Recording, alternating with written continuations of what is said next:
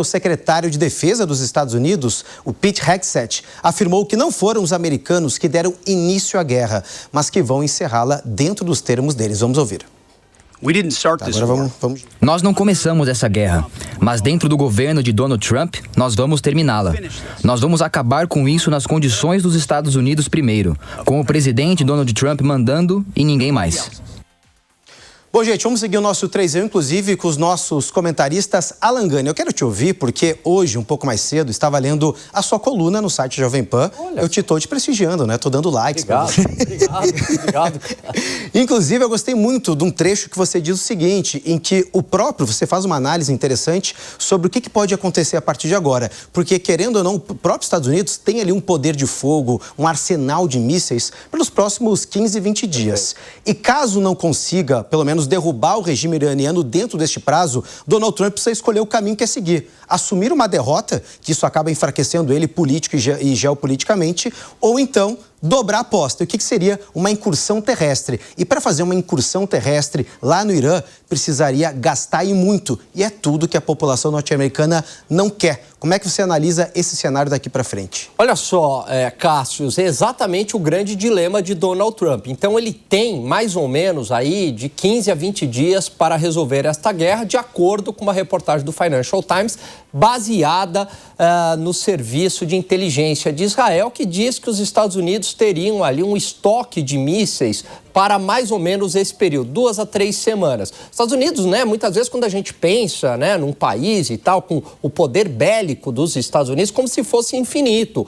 como se tivesse uma produção infinita. E não é assim. No mundo real você tem estoques, demora para você fazer um míssil. Portanto, a expectativa de Donald Trump é a queda do regime neste prazo. Então, tudo vai depender da resiliência do Irã. Se ocorrer essa queda do regime, bombardeios e aí uma dissidência interna, aí o Donald Trump sai vitorioso. Agora, se o regime não cair dentro de 15 a 20 dias, aí é um baita problema para os Estados Unidos. Por quê? Porque ou Trump assume uma derrota, e assumir uma derrota seria falar política e geopoliticamente para o seu eleitor que, olha, eu fracassei, eu gastei dinheiro lá, tem midterms, né, no meio do ano, e aí é claro que o Partido Democrata vai explorar isso contra o Trump. Diga-se de passagem, membros do Partido Democrata pró-guerra, mas vão justamente utilizar isso de maneira bastante até hipócrita para pedido de impeachment, para desgastar o governo de Donald Trump. E corre um sério risco de ele perder nas midterms. Ou ele escala, ele fala, bom, não vou assumir a derrota e vamos para o tudo ou nada, incursão terrestre. Só que daí tem um problema.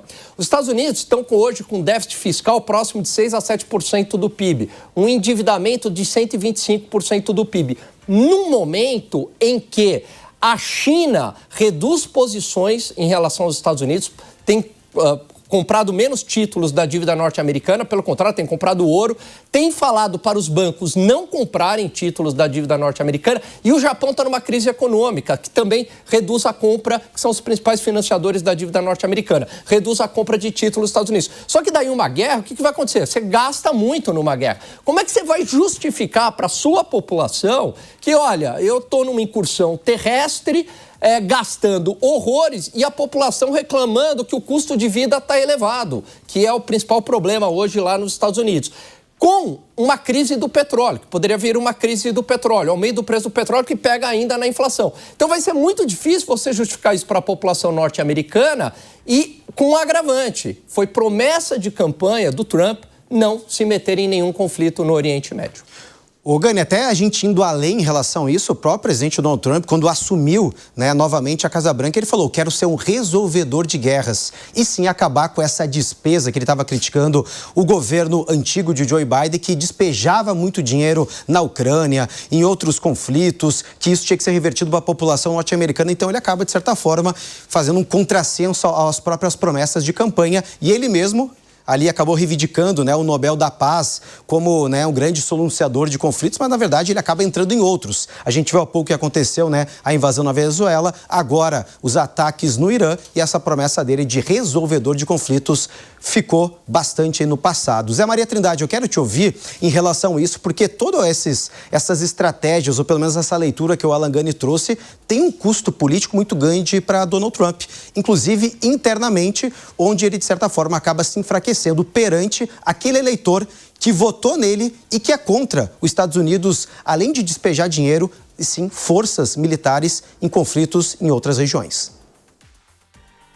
Todos os analistas falam sobre a dificuldade de um governante entrar em guerra, porque ele sabe exatamente das dificuldades que enfrentará e sabe muito bem que não é fácil um retorno, né? E o Alan fala muito bem sobre a economia da guerra. Os Estados Unidos sempre estão em guerra e é uma cultura norte-americana. Lá existe uma indústria da guerra. A indústria bélica norte-americana fatura muito, né? Então é um país que sempre tem que privilegiar a guerra e um dos poucos que tem o Ministério da Guerra em vez do Ministério da Defesa. Se você anda pelas cidades norte-americanas, Washington, por exemplo, você vê um culto à guerra, né? Agora, só que a novidade desse processo é que o presidente dos Estados Unidos está de uma forma muito mais, digamos assim, agressiva nesse processo. E todas as guerras norte-americanas são guerras fora do seu território. Isso, de certa forma, é mais confortável. Sempre é assim. Você faz uma guerra, vocês têm guerra com vários países, né? Mas fora do seu território. Hoje, entrar nos Estados Unidos está muito complicado. Há um alerta máximo sobre a possibilidade de ataques terroristas e assim por diante. Isso tem um custo interno. Não é só o armamento, mas a defesa é cara e esse alerta é muito caro também. São mais plantões, são mais gastos com profissionais e assim por diante. Você imagina o grau de segurança hoje para qualquer prédio público nos Estados Unidos, mas o custo da guerra, a economia da guerra. Isso está mudando o eixo do pensamento global e as relações internacionais. E eu já achava imprevisível a guerra econômica travada por Donald Trump, eu imagino agora a imprevisibilidade do que vai acontecer daqui para frente. Isso está desencadeando um novo momento, um mundo muito mais bélico, né? Os países todos, inclusive a Europa, estão investindo mais em defesa, né, ou guerra, do que em áreas sociais, por exemplo. Isso é uma mudança na humanidade, que vinha até então deixando um pouco de lado esses investimentos aí em defesa. Ô, Piperno, eu quero te ouvir também, porque, querendo ou não, o próprio presidente dos Estados Unidos, Donald Trump, ele deu um prazo ali, né, de 4 semanas na tentativa de resolver este conflito. Mas, ao mesmo tempo, ao longo desse tempo, a gente não há uma definição de qual será o futuro do Irã. Quem vai governar o país agora, quem vai comandar, é claro que é uma linha de sucessão, mas todos os nomes que foram apontados como possíveis líderes supremos têm, pelo menos, uma característica de ser ainda mais anti-Ocidente que Ali Khamenei. Ou seja, teríamos aí militares radicais à frente, o que pode tensionar ainda mais esses conflitos. Você acredita que Donald Trump acabou entrando nessa batalha e agora vai ter que correr contra o tempo? Em relação a tudo que você falou, né? Como diria o filósofo Mané Garrincha, é preciso combinar com os russos, no caso, os iranianos. Ou seja, se não se tem ideia de quem vai governar o país, como é que se pode prever que o conflito vai ter 1, 2 ou 5 semanas, caso, por exemplo, o regime caia? Ninguém sabe o que vai acontecer. É uma zona cinzenta. Porque veja, o que o professor Gunther, o Zé Maria e o Alan disseram acabam, de certa forma, provocando muitas reflexões, cada um abrangendo um tópico desse conflito tão complicado e que pode jogar o mundo numa enrascada danada. O Alan fala da economia da guerra.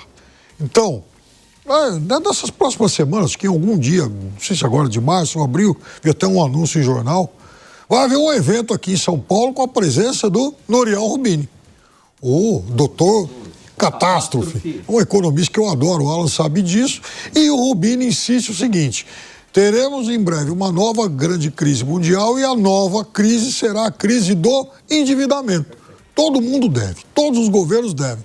Uns mais, os outros muito mais. E devem muito, né? E devem muito. E as dívidas aumentam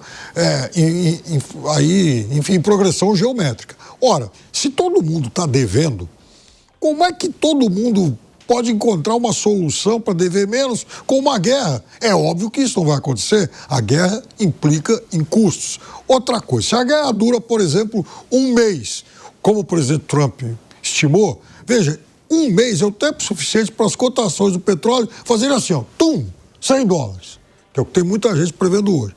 Aí, até cair ao patamar, ao nível da semana passada, não vai bastar só mais um mês, demora para subir de elevador e para descer de escada. Resultado, inflação para todo mundo. E depois não vem o BC dizendo que vamos controlar a inflação com taxa de juros. Não, esse é o tipo da inflação importada que não tem jeito. Outra coisa, o que eu abordava com o professor, e ele se mostrou um crítico dos iranianos e tal, mas ele implicitamente admite uma coisa. Em 2010, quando o Irã já tinha bastante urânio enriquecido, então, portanto, a luz amarela foi acesa, aí houve a negociação, que depois foi abandonada lá com Brasil e Turquia, mas 5 anos depois fechada por Obama. E naquele momento, o que se convencionou? Que o enriquecimento do urânio iraniano seria fora do país. E o acordo foi desfeito. Então, quando o acordo foi desfeito depois da primeira administração Trump, é óbvio que dá margem para que se aumentem as desconfianças, mas quebrou aquela garantia anterior de que isso seria feito fora do Irã, portanto, não em níveis para se fazer artefatos nucleares. Agora, a outra bravata sobre isso aí é de que o Irã está há um mês, há 15 dias, há 6 meses de fazer a bomba. Ora, se o Irã, em 2010, ele estava na iminência de fabricar a bomba, como é que ele não fabricou até hoje? Porque não tinha um programa tão desenvolvido assim. Ele tem um programa muito desenvolvido de mísseis. E os mísseis do Irã já estão fazendo alguns estragos lá pela região. E vejam, é o Irã sozinho. O Irã sozinho já acertou Israel, já acertou embarcação, Doha. Quer dizer, então é preciso realmente tomar cuidado com isso. Mas olha só a enrascada em que colocaram o mundo. Exatamente, inclusive, Piperno, uma das justificativas por parte do próprio governo Donald Trump foi isso, a questão de um ataque preventivo devido a um risco iminente de ameaça do Irã.